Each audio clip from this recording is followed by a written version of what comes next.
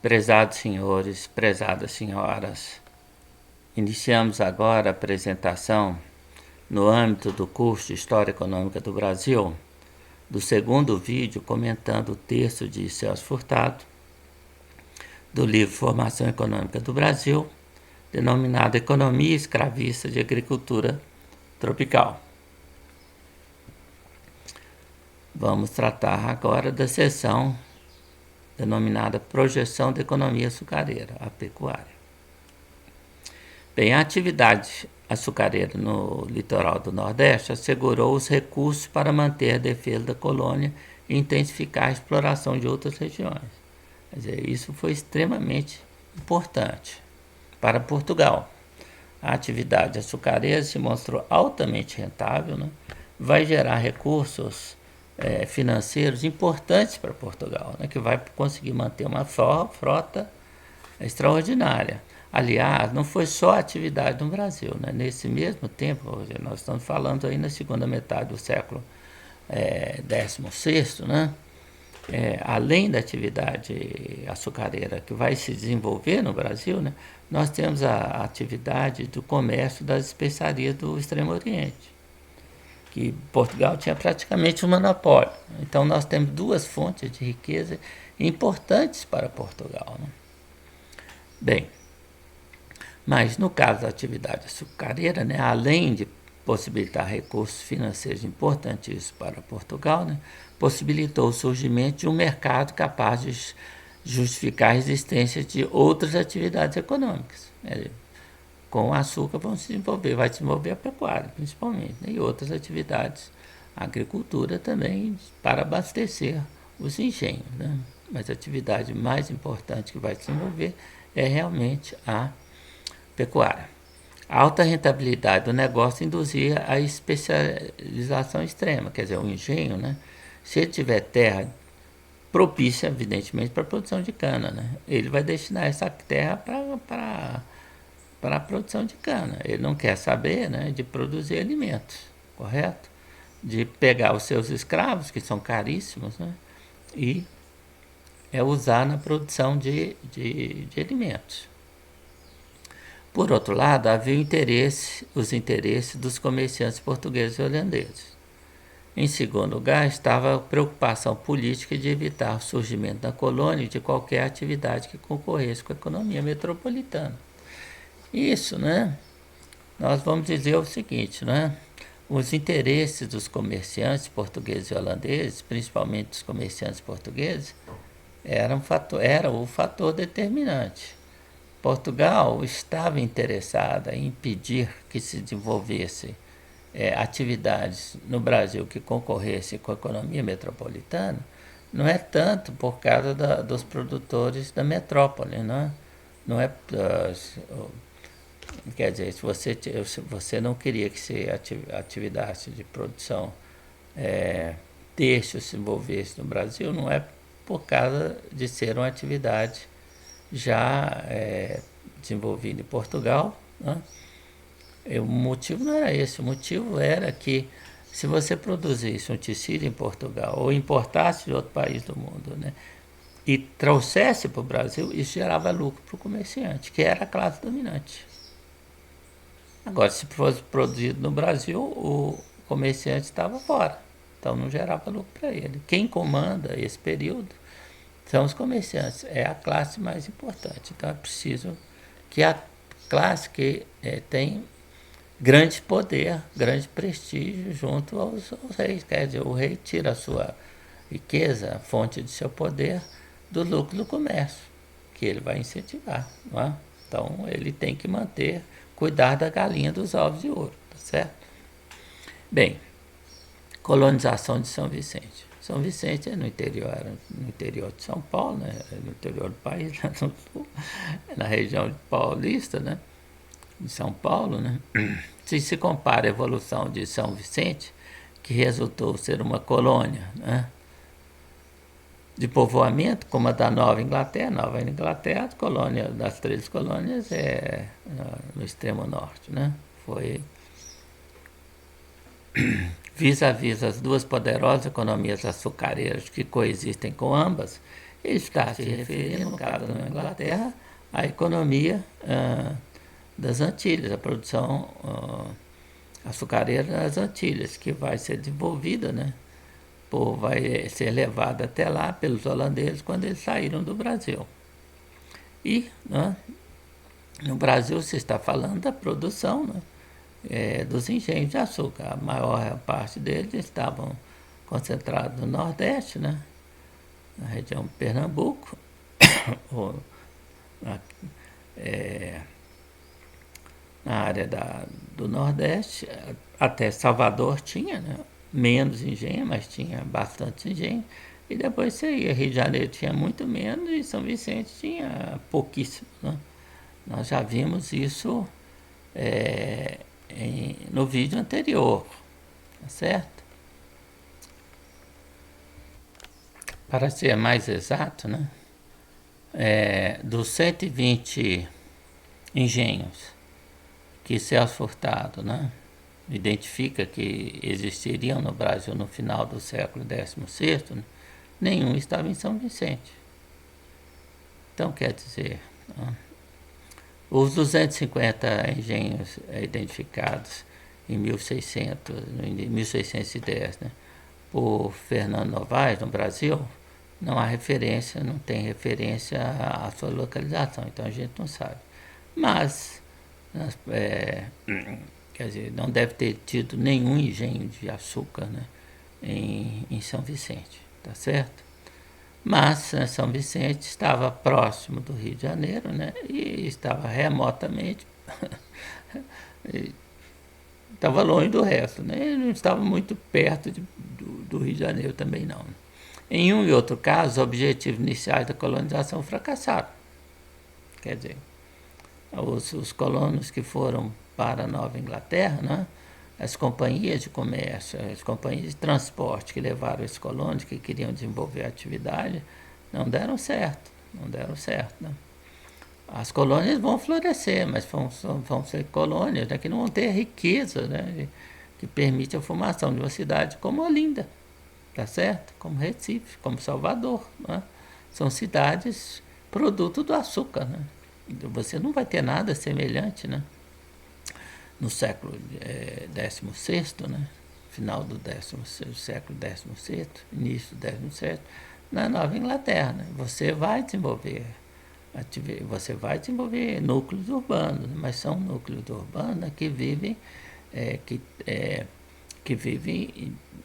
da atividade local. No caso da Nova Inglaterra, vai desenvolver muito, né, com o surgimento o desenvolvimento da atividade açucareira, né, nas Antilhas, na segunda metade do século XVII. Aí elas vão florescer. Por quê? Porque elas vão poder fornecer produtos, né, para as Antilhas. É o caso do Brasil também, quer dizer, mutatis mutantes, né? Porque o que vai se desenvolver no Nordeste brasileiro, né, vai ser a criação de gado e outras atividades, né, de menor importância. Os colonos que sobreviveram às dificuldades iniciais, né, se dedicaram à atividade de baixa rentabilidade, ok? Transformando-se o núcleo de população de empresa colonial em colônia de povoamento, quer dizer, é uma colônia cujo objetivo é a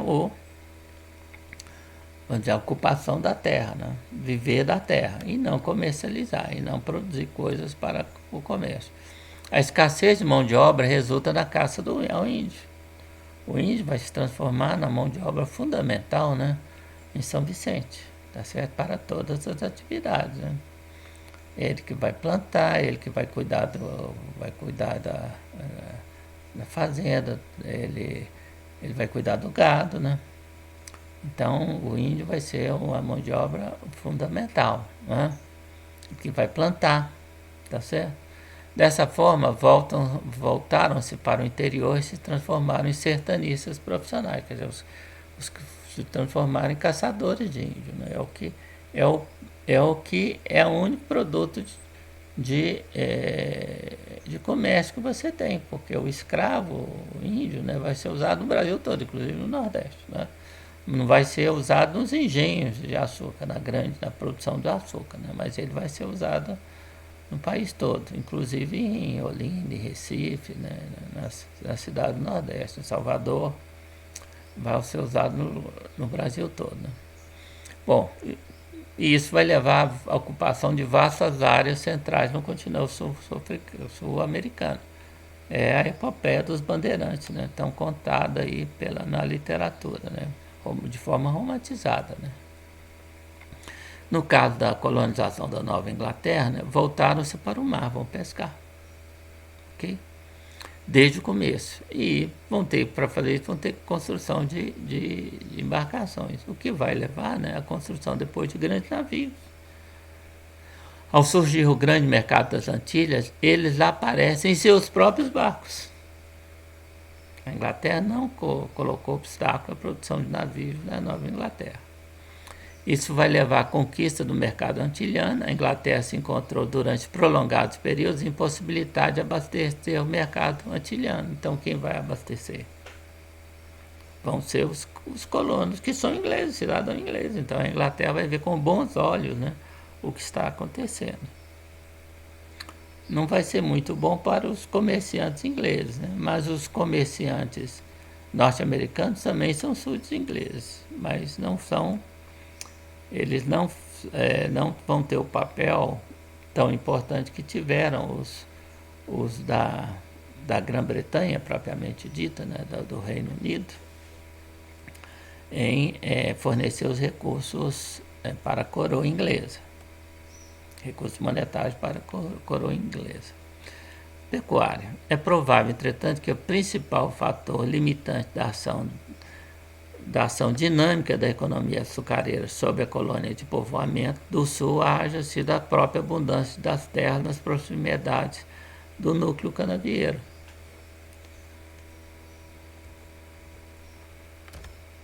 Quer dizer, né, a criação de gado vai surgir no próprio Nordeste, né? Você não vai ter, ok? De um segundo sistema de criação do gado no próprio Nordeste, né? De um sistema econômico dependente da economia açucareira, tá certo? Bom, a demanda por carne, consumida até por escravos, né? Gado de tiro, lenha e madeiras. Então isso vai ser extremamente importante, né, para o surgimento da pecuária, que vai se dar no agreste, mas principalmente no sertão. Vai ser, aqui nós vamos mostrar o deslocamento, né, a penetração da atividade pecuária sertão adentro, né, ou no interior do Brasil. A ocupação da terra era extensiva até certo ponto itinerante. Quer dizer, o regime de águas e as distâncias do mercado exigiam periódicos deslocamentos da população animal, sendo insignificante a fração das terras ocupadas de forma permanente. As inversões fora do estoque de gado eram mínimas. Você vai construir estábulos, mas isso, a maior parte do gado, na verdade, fica livre no pasto, né? Não, nem nada. Você não tem uma preocupação com o pasto, né?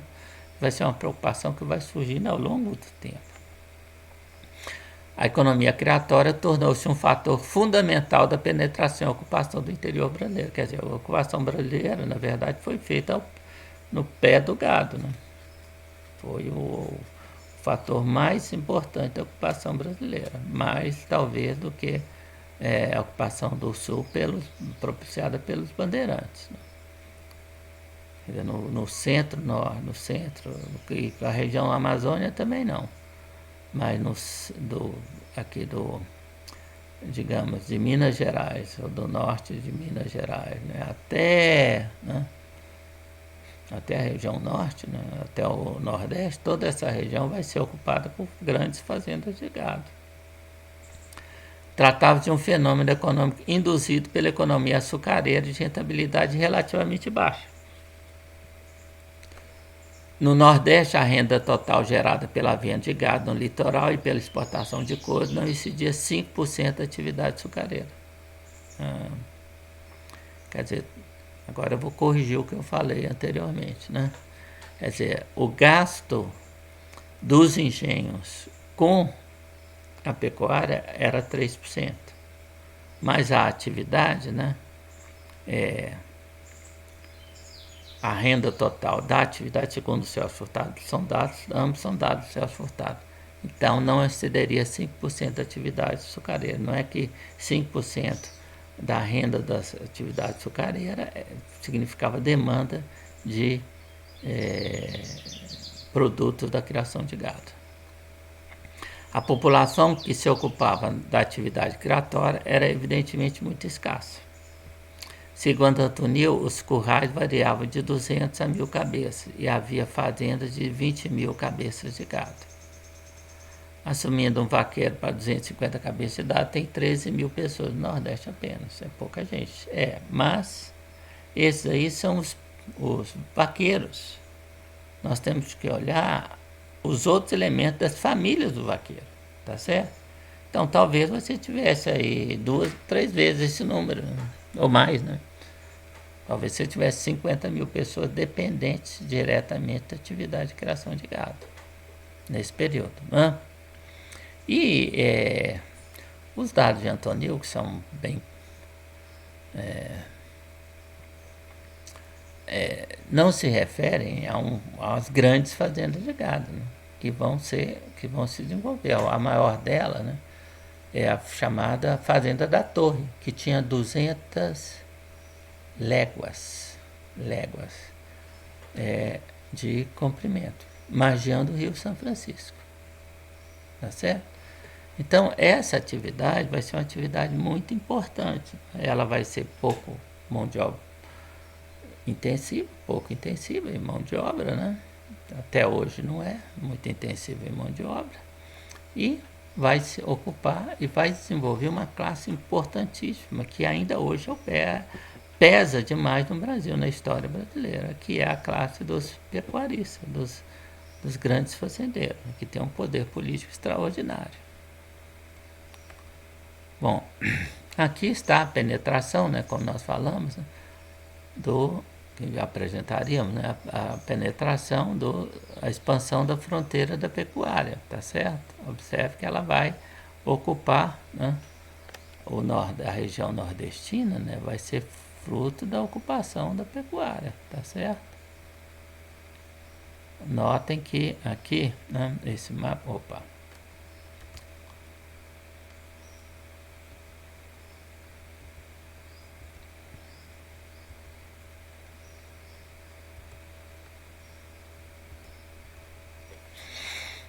é o que nós falamos. A ocupação do Nordeste, né, daqui do norte de Minas, observe que isso aqui já vem do norte de Minas, tá certo? Até a região lá de Fortaleza, né, Natal, Olinda, Recife, etc., foi toda ocupada por não a costa, né? A costa vai ser ocupada pela cana-de-açúcar, que é esse rosa aqui, ó, tá vendo? Vai ser desenvolvida em São Luís também, embora a produtividade da terra tenha sido bem menor, né? Vai ocupar aqui a área de Salvador, alguma coisa no Espírito Santo, né? No Rio de Janeiro. Observe que aqui São Vicente, né, vai também ter vai ter plantação de açúcar. Então, provavelmente, né, aquilo que nós falamos inicialmente seja certo. Embora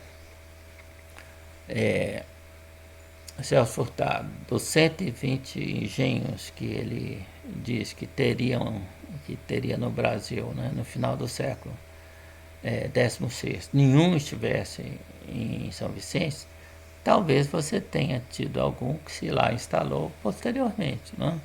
Tá certo? Bom, mas então essa é a região, aqui a pecuária é o verde, né? Observe que vai haver algum desenvolvimento da pecuária, mas nós vamos falar mais tarde, né, no sul. Você está alguma em São Paulo, né? Aqui nós temos alguma produção de gado também. ok? O recrutamento de mão de obra para essa atividade baseou-se no elemento indígena, é o que nós já falamos, né? Que se adaptava facilmente à mesma. A atividade expandiu-se e como é que ele era remunerado? Ele era remunerado, né? Porque senão ele fugia. Qual que era a remuneração? Era uma cabeça de gado, de 4 bezerros nascidos, um era dele. É o sistema de quarteação. Né? A atividade expandiu-se rapidamente, cruzando São Francisco, né? Alcançando Tocantins e para o norte Maranhão nos começos do século X. Aqui está toda essa expansão, tá certo? Vai descer aqui, ó. Vai descer pelos rios São Francisco.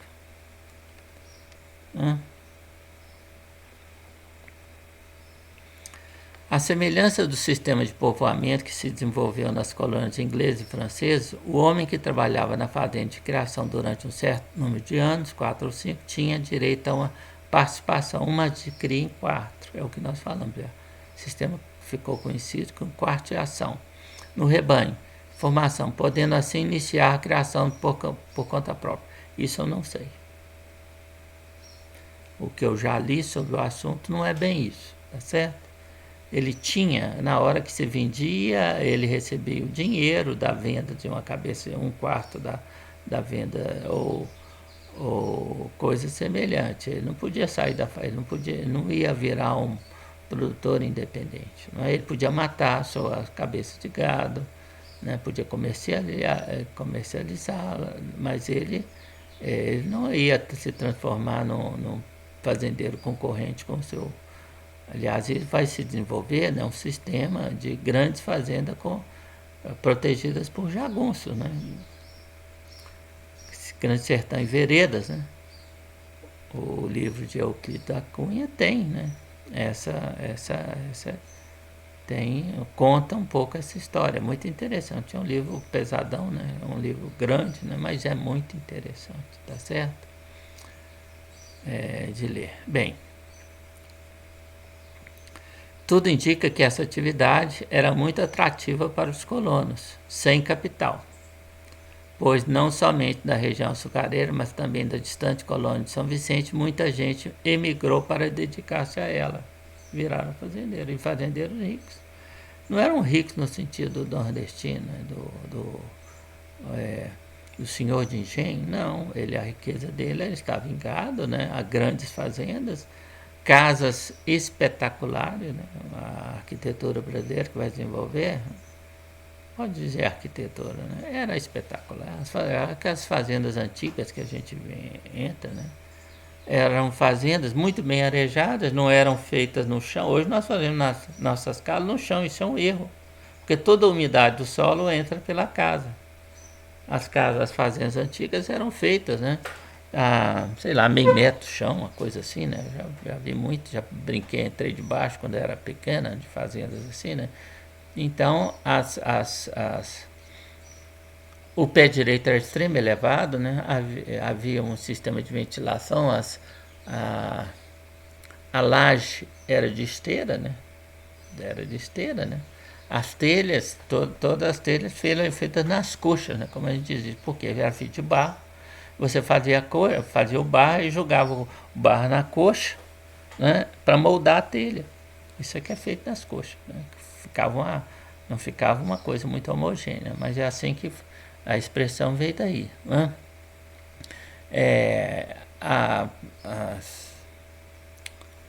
As paredes eram feitas de barro, né? Misturado com palha, tá certo? Isso era o sistema europeu também, né? Então, era ruim para guardar barbeiro, né? Mas era para proteger, em termos de proteção, era muito bom. De climatização, não era uma parede que esquentava, né? Esquentasse muito, porque ela tinha ar no meio, igual o tijolo furado, né? Tijolo furado não é um transmissor de calor como o tijolo, né? Por exemplo, o tijolo maciço, né? Então, isso era uma vantagem, né? Mas então você criou grandes fazendas, né? E as pessoas eram coronéis no interior, era o coronel do interior, né? Tinha força militar, né? Tinha uma milícia, né? Que eram os jagunços, né? Então ele mandava, né? Mandava e mandava. E as pessoas plantavam nas suas fazendas também, né? O sistema de meia, né? Ou, a gente fala de... Bom, ou terça, depende do sistema que prevalecesse, né? Sendo a criação nordestina uma atividade dependente da economia açucareira, em princípio era a expansão dessa que comandava o desenvolvimento daquela. Não é verdade. É verdade parcialmente, vamos dizer. Por quê? Porque é claro que se a demanda por produtos da pecuária eram maiores, né, por causa do ritmo da atividade de produção de açúcar, da expansão da atividade de açúcar, vai se expandir, vai ver a criação de novas fazendas, vai se expandir a produção de gado para o mercado, correto? Mas, né, além disso, tem a atividade, tem a dinâmica própria. Se a atividade açucareira cai, você não vai matar seu gado. Você deixa ele lá, custa muito pouco, né? Aumenta, quer dizer, mesmo assim, você vai sempre ter um produto para venda que é o couro, tá certo? Com o aumento das distâncias, diminui a renda média da população nela ocupada, sendo particularmente desfavorável a situação daqueles criadores que se encontram a grandes distâncias. Claro, em razão da baixa produtividade, o mercado por elas criado era mínimo. Isso é verdade, né? Quer dizer, a atividade da pecuária não gera mercado, né? Mercado de quê? Né? Quer dizer, você fazia, usar mercado de ferro, produtos de ferro, né? Mas grande parte de tudo que você usava era de couro, né? Que era um produto da própria atividade, né?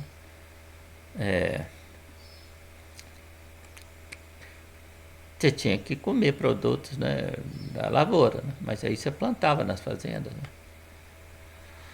Observada a economia criatória em conjunto, sua principal atividade deveria ser aquela ligada à própria subsistência da sua população. É interessante observar, né, que aí o termo subsistência do Celso Furtado é um termo usado amplamente. Não é muito adequado. Você não vai dizer que a atividade dos fazendeiros era uma atividade de subsistência. Era uma atividade econômica e não monetária. Quer dizer, era monetária, porque você vai vender o couro, o gado em pé, para tração, vai vender também a carne, né? Então era uma atividade para ser abatido. Na verdade, você não vendia a carne, né? Você levava o animal para ser abatido. Então, é uma atividade, né, que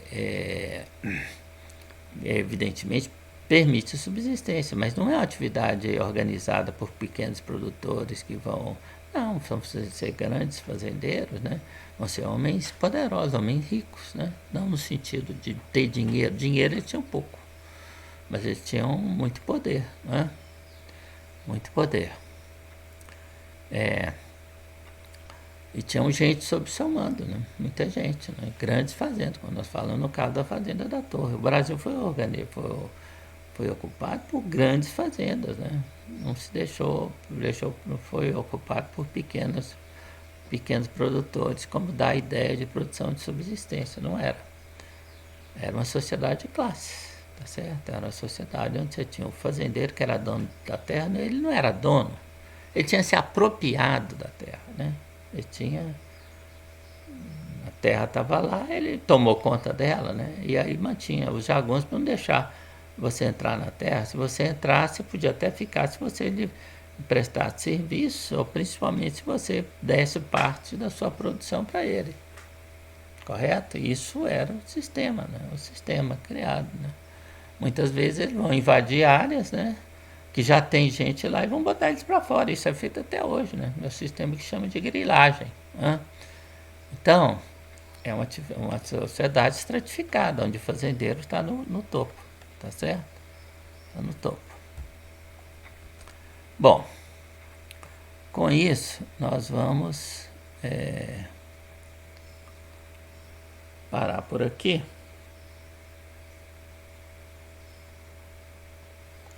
Eu acho que vamos continuar. Acho que dá tempo de nós olharmos mais essa sessão sem tornarmos o nosso vídeo extensivo demais. Bom, só que o que aconteceu na segunda metade do século XVII vai ter o processo de decadência da atividade açucareira, por conta, né, nós já falamos sobre isso, já mostramos, né, por conta do valor da queda dos preços, né? Tá certo? Da queda dos preços do açúcar. Então, o valor das exportações do açúcar vai cair acentuadamente. Esse vai ser o pior período, né, para Portugal. Muitas unidades produtivas, tanto na economia açucareira como na criatória, tendiam a preservar sua forma original. Já falamos sobre isso, né? Seja na etapa de expansão, seja na etapa de contração. Quer dizer, o sujeito não vai pegar a sua fazenda e sair do negócio de fazendeiro, ele vai fazer o quê? Certo? Não é? A reduzida expressão dos custos monetários tornava a economia enormemente resistente aos efeitos de curto prazo de uma baixa de preços. É o caso principalmente do açúcar, né? O açúcar também, né? O açúcar também.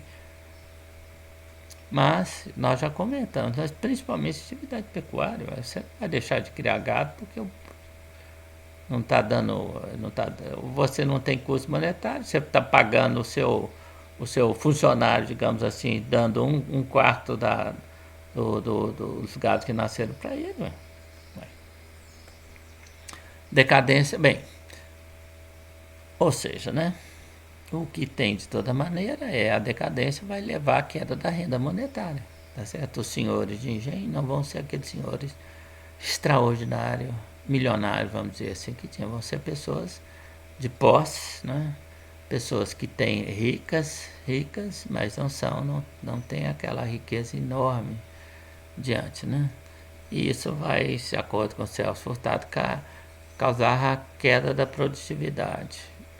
Não sei, né? Não sei se a produtividade dos engenhos caiu nesse período. Pode ter sido, né? Você pode utilizar talvez mão de obra não escrava de índio no lugar dos negros, não sei. Ou você pode não repor de maneira adequada, isso é bem capaz. Seus equipamentos, tá certo? Né, a manutenção deles pode levar a desejar, sim, aí sim se explicaria a queda da produtividade. Muitos artigos que antes se podiam comprar nos mercados do litoral, que eram importados, teriam agora que ser produzidos inteiramente, aquilo que nós falamos, né? Quer dizer, o comerciante ele pode até reduzir um pouco o preço do produto que ele traz de Portugal ou traz da Europa para o Nordeste brasileiro, para o Brasil, para vender para os senhores de engenho, né? Pode, mas não vai acompanhar a queda dos preços do açúcar. Tá certo? Não vai acompanhar o preço. E aí o que acontece, né? Você não tem dinheiro para ficar comprando, para comprar produto importado. Então você começa a comprar produtos nacionais, que são de baixa qualidade, é claro. Né? Essa produção, entretanto, limita-se ao âmbito local, constituindo de forma rudimentar de artesanato, correto? O couro substitui quase todas as matérias-primas, evidenciando um enorme carecimento relativo de tudo que não fosse produzido localmente. Os criadores mais distantes se tornaram submarginais. Isso é uma expressão de economista. Submarginal é aquele que não produz o suficiente, não tem a produtividade suficiente para manter o seu negócio, né? Mas aqui não tem jeito, você vira submarginal, mas você, como você não tem você não tem custos monetários, né? Então você esse conceito, né, não se aplica, né? Você não quebra o submarginal, né? De acordo com a teoria neoclássica, né? Vai desaparecer, né? Esse aqui não vai desaparecer se for criador de gado, não, né? Ele apenas, né, talvez não possa levar o gado dele lá para longe para comercializá-lo, porque não, talvez não sei. Depende dos custos monetários envolvidos. Se não tiver custo monetário envolvido, ele vai. Né? Os couros passam a ser a única fonte de renda monetária desses últimos criadores. Então ou seja, passam a ser produtores de couro em vez de produtores de gado, né? Quer dizer, o couro não passa a ser mais o subproduto, é o produto principal, mas a carne vai ser subproduto, né? Bem, tudo indica que no longo período que se estende do último quartel do século XVII ao começo do século XIX, a economia nordestina sofreu um lento processo de atrofiamento, no sentido de que a renda real per capita de sua população declinou. Quer dizer, declinou a riqueza dos senhores de engenho, né? Eles começaram a consumir produtos locais que antes não eram colocados, né? E a renda per capita, né, diminuiu, mas isso não significa que as condições de vida se deterioraram. Do senhor de engenho, sim, né? Mas do restante da população é difícil a gente tirar uma inferência. Bom, e vai acontecer uma transferência da população da atividade açucareira para a pecuária. Isso também é uma coisa que é difícil de entender. Quer dizer, qual que é a população econômica da atividade açucareira? Escravos? Então a gente não sabe exatamente, né? Está aí, o Celso Furtado fala isso, eu sempre teve dificuldade de entender o que está dizendo. E a conversão da pecuária em economia de subsistência. Não é de economia de subsistência, é economia não monetária, né? Tá certo? Que já era em grande parte, vai aumentar, ampliar, mas as grandes fazendas vão permanecer. O poder dos grandes pecuaristas vai continuar, mas eles não têm dinheiro, né? Mas eles têm mão de obra disponível, né? Tem os jagunços e tem principalmente o pessoal. Quer dizer, como que pagam os jagunços? Não sei. Mas que ele é remunerado né? Ele vive às custas do senhor, do fazendeiro. Isso vai levar, inclusive, a alguns autores que vão dizer que tinha feudalismo no Brasil, tá certo? Que as fazendas tinham milícias, né, que são os jagunços, tinha, não, quer dizer, e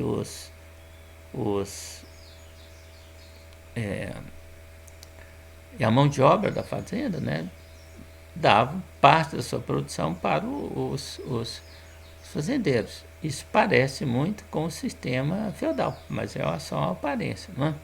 O que na verdade acontece é que isso não, isso não é exatamente uma economia de subsistência, uma economia de classes, né? E você não sei como se remunera, mas o que a gente pode saber, né? Eu não, o que a gente pode saber é que necessariamente essa mão de obra, inclusive os jagunços, a milícia, viviam do produto da fazenda, né? Tá certo? Para isso eles tinham que obedecer ao senhor, né? Ao fazendeiro. A população nordestina do Nordeste continua a crescer. A expansão da economia nordestina durante esse longo período consistiu, em última instância, em um processo de involução econômica. Num certo sentido, sim, né? No sentido. O setor de alta produtividade ia perdendo importância relativa da produtividade do setor pecuário, declinava à medida que esse crescia. Mas crescia, né? Crescia. Então há um desenvolvimento de uma atividade, não é uma atividade de mercado, mas há um crescimento econômico, né? Não é de alta produtividade, não é vinculado ao mercado. Na verdade, a expansão refletia apenas o crescimento do setor de subsistência, quer dizer, como novamente, né, o Celso Furtado usa a palavra subsistência no sentido muito amplo, não era economia de subsistência, tá certo? Era economia de classes, no qual, né, você tinha um fazendeiro. O fazendeiro não era um produtor de subsistência, né? Não no sentido estrito, não produzia para ele apenas o necessário para ele comer, né, para ele viver, não. Ele se enriquecia, né? As fazendas se tornavam em fazendas maiores, né? As casas maravilhosas, né? Tudo feito sem dinheiro, né? Claro, né? No, no, no qual se ia acumulando uma fração crescente da população. O Nordeste se foi transformando progressivamente numa economia em que grande parte da população produzia apenas o necessário para subsistir. Para subsistir não, para crescer, para... Isso quer dizer, você vai dizer que não é economia de mercado, mas as grandes fazendas cresciam, a população, digamos assim, podia estar bem alimentada, né? Tá certo? Isso é economia de subsistência, eu não sei o que significa uma economia de subsistência. Bom, efeitos sobre a atividade açucareira, a redução do estímulo externo, né? A economia açucareira entra uma etapa de relativa prostração, né? Os novos preços tornam a produção de açúcar no Brasil uma atividade de rentabilidade baixa, relativamente baixa. Mas a questão é que não é a rentabilidade que garante, não é um sistema capitalista em que o que manda é a rentabilidade. No século XVIII, né, aumentou os preços dos escravos e a migração da mão de obra.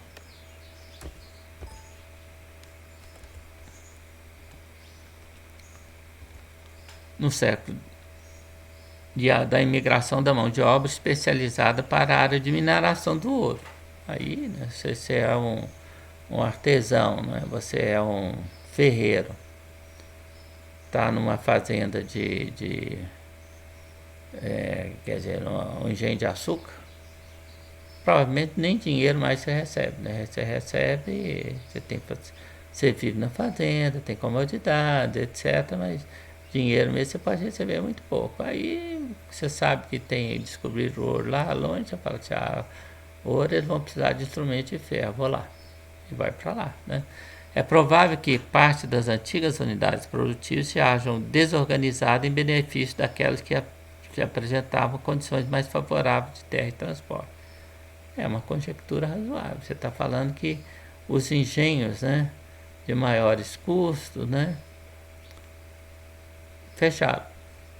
É uma conjectura, mas aí você tem que ver novamente o que era custo monetário. O sujeito podia ter renda monetária para cobrir esse custo. Caso não, né, ele ia fechar, claro, né? Bom, efeitos sobre a pecuária. Diferentemente da açucareira, a economia criatória não dependia dos gastos monetários, é o que nós falamos, né? No processo de reposição do capital, de expansão da capacidade produtiva. Por outro lado, as condições de trabalho e alimentação na pecuária eram tais que propiciavam um forte crescimento vegetativo de sua própria força de trabalho, ou seja, né, o pessoal vivia relativamente bem nessa fazenda, muito melhor do que os escravos, isso a gente pode garantir, correto? Então o sistema cresceu, né? O sistema cresceu. Se a procura do gado na região litorânea não estava aumentando no ritmo adequado, o crescimento do sistema pecuário se fazia através do aumento relativo do setor de subsistência, quer dizer, você vendia no mercado o que tinha, para atender o mercado. Se esse mercado encolhesse ou parasse de crescer, né, você vendia menos, mas as suas fazendas, você não ia diminuir a sua fazenda, mudar de atividade, né? Você podia até continuar crescendo, criando novas fazendas para os seus filhos, ou mesmo para você, né? Podia ser dono de muitas fazendas, o que aconteceu muito no Brasil, né? Em diferentes regiões. Bem, então por hoje nós vamos parar por aqui, né? E vamos deixar o assunto seguinte para o próximo vídeo. Agradecemos a atenção de todos, esperamos contá-los, né, quando da apresentação do vídeo que se segue.